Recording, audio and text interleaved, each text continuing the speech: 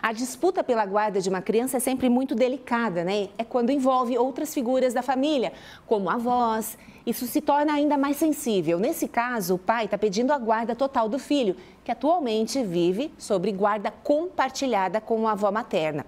E essa situação levanta uma série de reflexões. Qual o melhor interesse da criança? Até que ponto vínculos afetivos pesam nas decisões judiciais?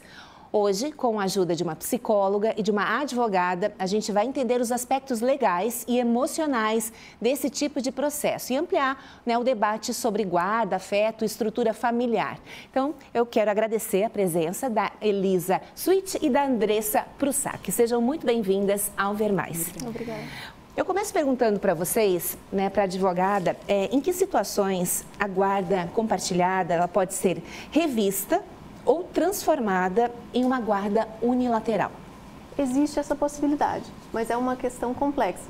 Para que ocorra essa alteração, é necessário que sejam apresentadas provas contundentes de que essa criança, na guarda compartilhada, ela está exposta a algum risco.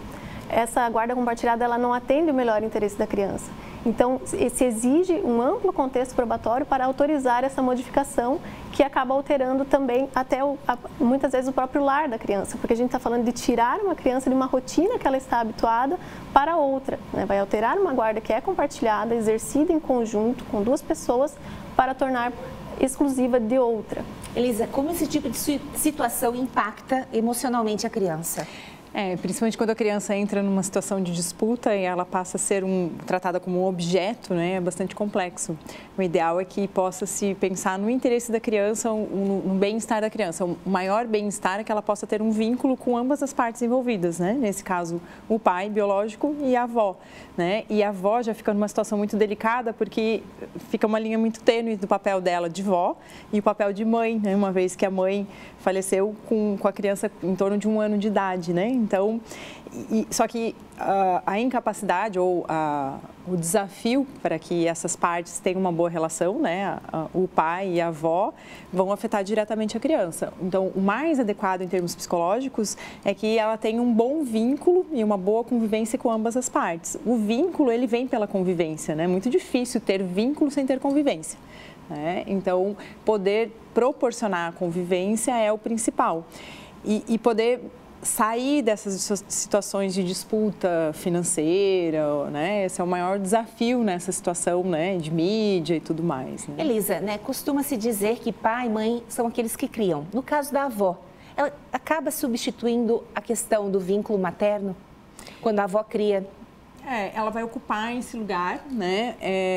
Em termos de memória, né? É importante que, embora muito desafiador, porque com 1 ano ele perder a mãe, tenha esse registro que existe uma mãe, que a mãe faleceu e que a avó está num lugar substitutivo, né? Que vai ficar muito próximo ao materno. Lógico que existe uma possibilidade, por exemplo, se esse pai, né, recasa e reconstitui uma família, fica muito parecido com o papel de uma madrasta, né? A madrasta ou a avó, elas entram num papel complementar ao papel da mãe, né? Mas a mãe dele, como mãe biológica, esse lugar precisa ser preservado, né? E inclusive, quando é a questão da avó, se ela entra num lugar materno, ela perde o lugar de vó, que é um lugar muito importante também, né? Então, é muito mais interessante pensar em algo que soma do que algo que substitui. Perfeito. Andressa, você já atendeu algum tipo de caso em que houve uma disputa entre avós e pai ou mãe? Sim. Existe essa possibilidade de disputa entre avós e pai ou mãe, quando a avó ela busca exercer esse papel também como uma pessoa que contribui para o desenvolvimento dessa criança. E no caso da Marília Mendonça, que também houve um falecimento, a avó ela até se vislumbra a possibilidade de ela tentar reconhecer uma maternidade socioafetiva. Mas nesse caso, a justiça, ela tem uma prioridade entre pai e vó ou mãe?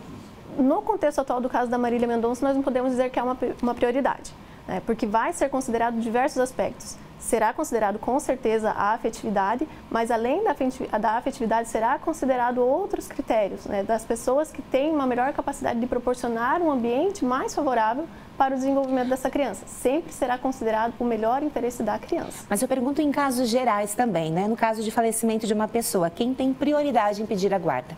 Quando há o falecimento, no momento do falecimento, haverá a prioridade do pai que sobreviveu, né, do pai ou da mãe que sobreviveu. Isso em razão do exercício do poder familiar, né, que é em primeiro lugar dos pais. Mas isso não restringe a possibilidade de uma guarda ser exercida também por terceiros, como no caso da avó. No caso ali, então, voltando para o caso da Marília, quando houve o falecimento e pai e vó dividiram a guarda, perdeu-se a prioridade, então, porque agora a avó teria tanta prioridade quanto o pai.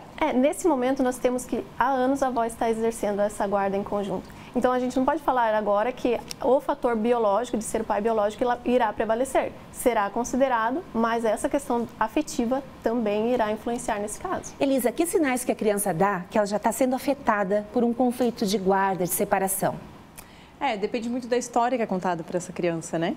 Ela pode ter comportamentos diferentes do seu normal, de agressividade, de birra, de dificuldade de adaptação, enurese, por exemplo, voltar a fazer xixi na cama numa fase que não fisiologicamente já não faria, né? Ficar, sei lá, desde sinais de ansiedade, pode ter questões assim.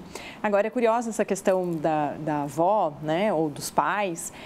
Se for pensar num contexto de consultório, é muito comum que pacientes ou pessoas, né, que foram criadas, que não foram criadas pelos seus pais, né, eles costumam ter uma marca psicológica, uma dor muito maior do que aqueles que não foram criados pelos avós. Eu não me lembro de pacientes que ficaram com dor por não ser criado pelos avós, mas pelos pais sim, seja pelo pai ou pela mãe.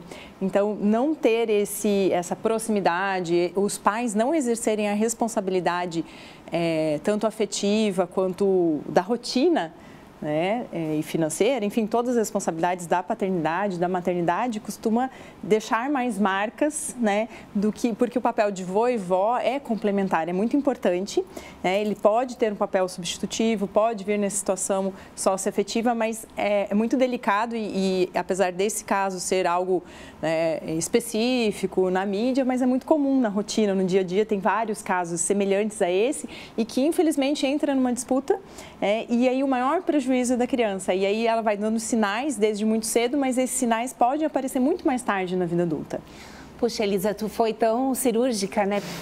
Porque você é uma profissional, mas se a gente parar para pensar, é difícil mesmo encontrar alguém que reclame, né, da criação que teve de vô e vó, mas às vezes por ficar ligado a uma situação até conflitante entre pais e aí as marcas serem muito mais profundas. É um ponto bem importante para reflexão. E aí uma outra pergunta que eu faço para ambas, né? Como é que fica a família nisso, né? Os padrinhos, as pessoas que estão ligadas dos dois lados, porque elas acabam se sentindo na obrigação ou sendo obrigadas a se posicionar também. Sim, é uma decisão bem difícil, assim, né? Fica complicado para a criança, em aspectos emocionais, ainda mais um caso desse que é uma criança que ela tem os holofortes, né, a seu favor, e aí para a família também, porque acaba que cada um acaba assumindo uma posição a favor de um ou de outro, e aí acaba essa discussão atingindo até o contexto total das relações. Padrinhos, a própria criança podem ser chamadas para audiência ou não costuma ser? Não costuma ser para a audiência a criança. A criança ela costuma ser ouvida através de uma escuta especializada, normalmente por profissionais, por psicólogos. Já os padrinhos, tios, sim, eles podem participar e ser ouvidos nesses processos. E Elisa, qual a importância, né? Porque muitas vezes a justiça aciona, né, todo um trabalho para fazer essa avaliação, mas a importância também de que os pais tenham essa preocupação de ter esse suporte também, de um acompanhamento profissional nesse processo. Acho que o acompanhamento profissional vai apoiar a todos os envolvidos, sejam os parentes mais periféricos, né, da criança, como você citou antes, quanto os pais, os avós, de poderem desenvolver essa visão de que o interesse é da criança, né, e sair da disputa, né? Então ter e buscar a coerência, lógico que cada um tem a sua coerência, né? Mas buscar que possa ter um relacionamento amigável para que o prejuízo para a criança seja menor, né? A separação em si é um prejuízo, no caso da Marília Mendonça é a perda, né? Um luto ali que também é um prejuízo, isso é um fato, né? Então manter uma boa relação em função da criança, né? Eu acho que a maioria dessas situações peca muito por essa situação e colocar a criança como um objeto de disputa, né? E na hora que lembra que não é um objeto de disputa e aí não tem como quem vai vencer, até porque quando entra nisso a criança vira um cabo de guerra, que são os casos de alienação parental, né? E que traz muito prejuízo. Então, partir-se desse princípio de que o melhor vínculo é bilateral, né? Família paterna e família materna, né? Com todas as extensões possíveis. E é uma coisa que é interessante que, nesse caso, a gente pode estender para a família, mas é responsabilidade do pai favorecer que a mãe tenha um bom vínculo com o filho e vice-versa. É responsabilidade da mãe também favorecer que o pai tenha um bom vínculo com a criança, com o filho, seja de uma forma mais direta ou mais indireta. Lógico que não é responsabilidade o vínculo, cada um tem a sua responsabilidade no vínculo, mas a gente pode favorecer ou atrapalhar isso. Quem se separou ou quem faleceu foi o marido, foi a esposa, né? Não foi o pai, não foi a mãe, né? E que muitas vezes isso se mistura. Chegou uma participação no nosso WhatsApp, a produção separou, vamos dar uma olhadinha então na mensagem. Olha, a Concisater, acho que tinha que ter um olhar especial para a criança nesse momento, mas neste caso da cantora, o dinheiro está falando mais alto, infelizmente. Né? As pessoas então estão acompanhando a polêmica e aí entram, né, várias visões sobre o que pode estar norteando isso. Queria perguntar para a Andressa, doutora Andressa, se a justiça, de fato, ela tem essa preocupação com o aspecto emocional, né? Porque a gente sabe que existe uma lei e que a lei é para todos. E muitas vezes, pode isso, pode aquilo, mas existe um peso realmente das questões emocionais ali envolvidas na hora da decisão do juiz? Só se nós considerarmos a questão emocional da criança, né? Porque nessas situações será sempre preservado o melhor interesse da criança. Então, se vislumbrar que haverá um prejuízo ao emocional da criança, aí sim. Mas a questão que envolva o litígio entre a avó, o pai, isso não irá influenciar na guarda. Será considerado sempre a criança. Por isso a importância de que haja um diálogo, né? Pelo menos que se chegue ao juiz já com uma conversa prévia, não esperar que a decisão seja integral dele. Sim, sim. Existe a possibilidade até de uma solução consensual, mas nem sempre isso acaba ocorrendo. E aí vem o litígio, e aí a necessidade dessa análise documental, análise de perícia, de estudo social com todos, para que o juiz, com todo esse aparato, consiga definir o que seria o melhor para a criança. Perfeito. Deixo aberto se vocês gostariam de fazer mais alguma colocação. Eu acho que é um assunto complexo, né? Um assunto que renderia muito mais, mas se vocês quiserem, eu deixo o espaço aberto também. Eu acho que é uma boa oportunidade para socialmente a gente rever isso, né, e entender que ambos os papéis são importantes, né, de pai, de mãe, de avós, né, mas muito comum que seja uma disputa muito grande entre os pais e que ambos os papéis sejam privilegiados, né. Culturalmente se tem uma tendência a supervalorizar o papel da mãe, né, e não favorecer o papel do pai. E hoje já se tem uma ideia, a gente tem visto, assim, eu tenho percebido na sociedade, nos homens de maneira geral, os homens mais preparados para exercer a paternidade, seja durante uma relação ou ao término de uma relação, né, numa família monoparental. Então, que possa se dar esse espaço para todos os envolvidos, porque aí o ganho é o maior ganho é para os filhos. Né? Perfeito. E esse ganho, ele deve ser um fomento para a criança, né? Nós não podemos considerar outros interesses adversos, né? Como patrimônio, como disputas de ego, mas sim preservar sempre a criança, que é o ser vulnerável.